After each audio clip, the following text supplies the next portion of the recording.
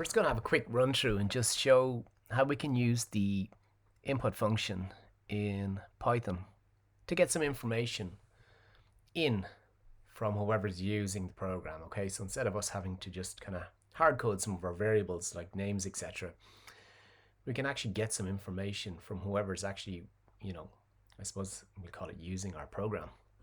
So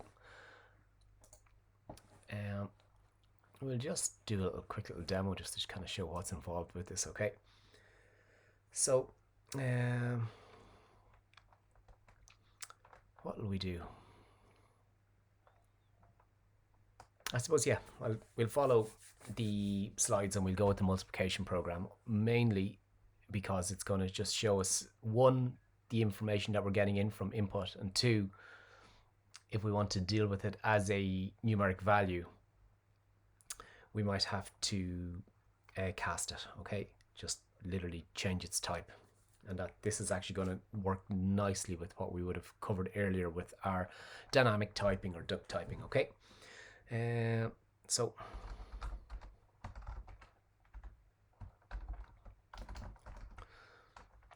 I'm just gonna multiply two numbers. Oh,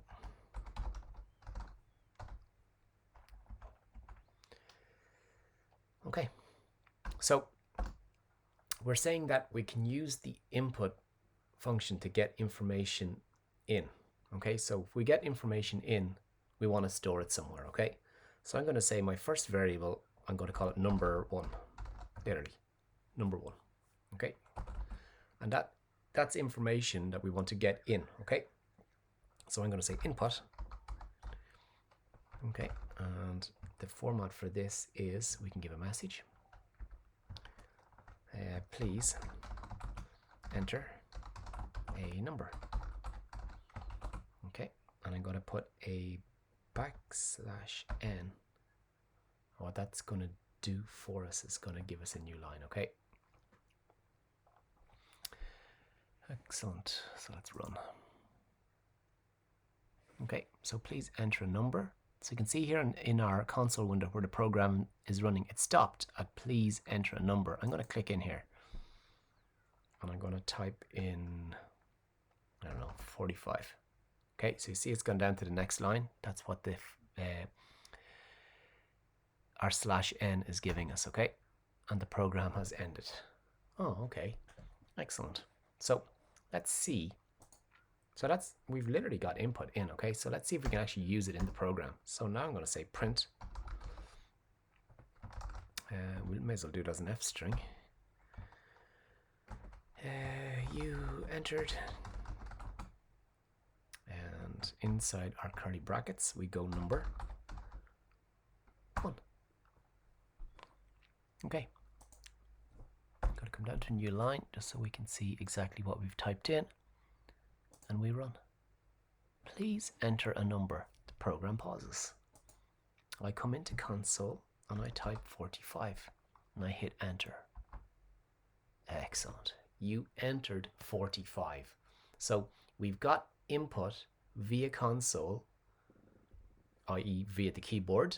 We've taken that input and stored it into a variable called number one, and then we've used that later on in our program via our print, which is our F string, you entered number one. Excellent. Let's just take this a step further. Okay, so I'm going to modify my program and I'm going to say number 2 is equals to input. And I'm going to say please enter a second number. /n. Okay, so I'm going to take two numbers in. Now, obviously, we should probably test our program and run it and make sure two numbers are coming in. I'm just going to skip that little step just to speed it up a bit. Okay, so I'm going to say, we said it's a multiplication, so I'm going to multiply two numbers. So I'm going to say answer is equals to, I'm going to get this wrong. It's not wrong, it's just not going to work. Number 1 star number 2. Okay, so I'm going to try and multiply two numbers. That makes sense, doesn't it? Multiply. Someone's typed in 45. Excellent. Please enter a number. Okay, so I'll go easy. 2 times 9 should be 18. Oh, I'm getting an error. Can't multiply sequence by non-int of type stir. Oh no. Okay. But I typed in a number. That's weird, isn't it? So the error is going to tell us what's going on. And we know straight away. Well, I know straight away. It's a type error. I was expecting this. The data that we get in via our input has been stored as a string. So the type of num1 is going to be stir. You can see it there in PyCharm when I hover over it. It's number 1. It's of type stir. It's a string. Okay. So I need these to be integer values to perform a mathematical operation on them. Okay. So the trick is I can cast the values. Okay. So int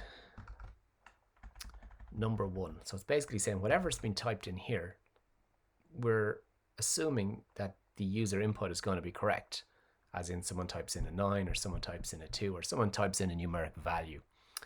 And we'll be able to convert that from a string into an integer and perform our mathematical operation.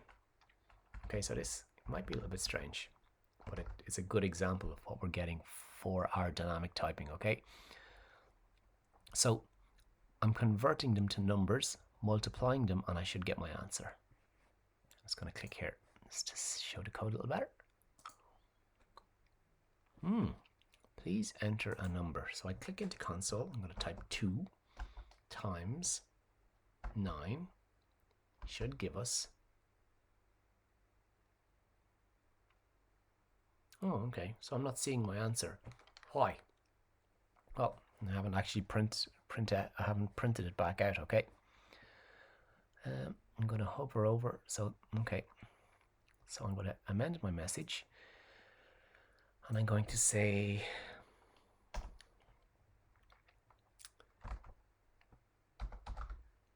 number 1. So I'm doing this as an F string.